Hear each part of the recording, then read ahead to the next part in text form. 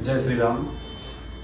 भगवान शिव जी को जो परम प्रिय जो है त्रिपुंड जो तिलक है वह बड़ा ही शुभदायक तिलक होता है।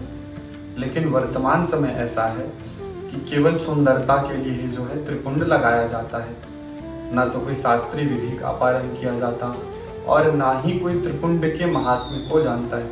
केवल और केवल जो है त्रिपुंड को लोग सुंदरता के लिए लगा लेते हैं, जबकि शास्त्र का वचन ऐसा है, शास्त्र की विधि ऐसी है, उसके अनुसार ही त्रिपुंड लगाने का जो है पूर्ण फल प्राप्त होता है। आप कुछ भी लीप पोत लेंगे उससे कोई फल नहीं प्राप्त होने वाला है। इसीलिए जो है आप सभी को जानकारी होना चाहिए कि त्रिपुंड कैसे लगाना चाहिए और त्रिपुंड कितने जो है मस्तक के भाग पर लगाना चाहिए। शिव पुराण कहता है कि सबसे पहले जो है त्रिपुंड का अर्थ क्या होता है, तो त्रिपुंड का अर्थ होता है कि 3 रेखाएं, और उन 3 रेखाओं में जो है प्रत्येक रेखा में 9 देवता होते हैं। इसीलिए जो है यदि आप त्रिपुंड लगाते हैं तो उसमें जो है 3 रेखा जरूर बनना चाहिए। अब 3 रेखा बनाने का जो है विधान क्या होता है, तो 2 विधान बताए गए हैं। आप जो है अनामिका और ये जो मध्यमा है, आप इन दोनों से जो है यहाँ से लेकर के आप त्रिपुंड लगा लेंगे।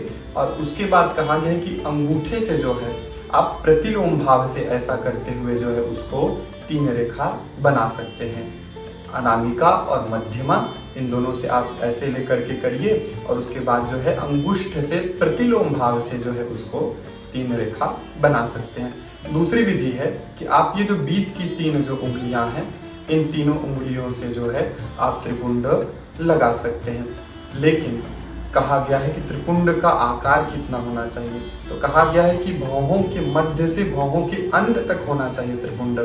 ऐसा नहीं है कि आप त्रिपुंड लगा रहे हैं यहाँ तक लगा लेंगे, कि आधा लगा लेंगे, कि छोटा सा लगा लेंगे। ऐसा त्रिपुंड का कोई फल नहीं है। त्रिपुंड कहाँ से कहाँ तक होना चाहिए, तो भौहों के मध्य से लेकर के अंत तक के ही जो है त्रिपुंड होना चाहिए। ऐसा ही त्रिपुंड शास्त्रीय त्रिपुंड है। बाकी सुंदरता के लिए आप कुछ भी लगा सकते हैं, उसका कोई फल प्राप्त नहीं होता है। इसलिए त्रिपुंड जो है ऐसा ही लगाना चाहिए।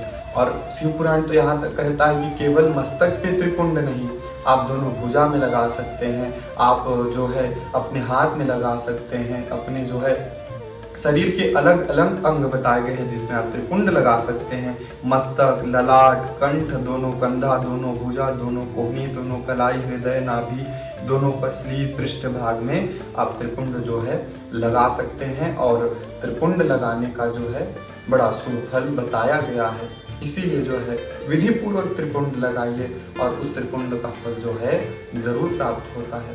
जय श्री राम।